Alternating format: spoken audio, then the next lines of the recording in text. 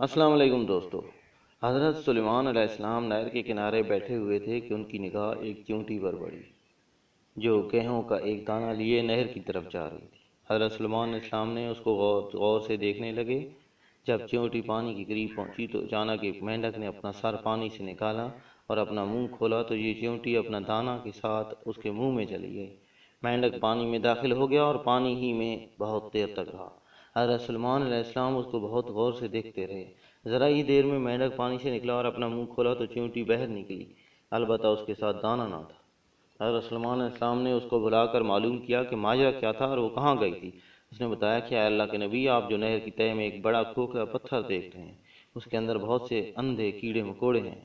اللہ تعالیٰ نے ان کو وہاں پر پیدا کیا ہے اور وہاں سے روزی تلاش کرنے کے لیے نہیں نکل سکتے۔ اللہ تعالیٰ نے مجھے اس کی روزی کا وکیل بنایا ہے۔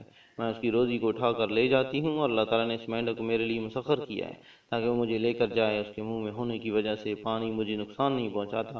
وہ اپنا منہ بند پتھر کے سوراخ کے سامنے کھول دیتا ہے، میں اس میں داخل ہو جاتی ہوں۔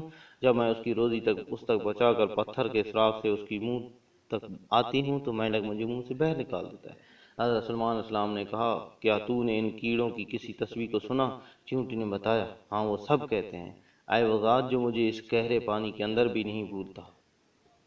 یہ واقعہ قصص الانبیاء سے لکھا گیا ہے۔ والسلام۔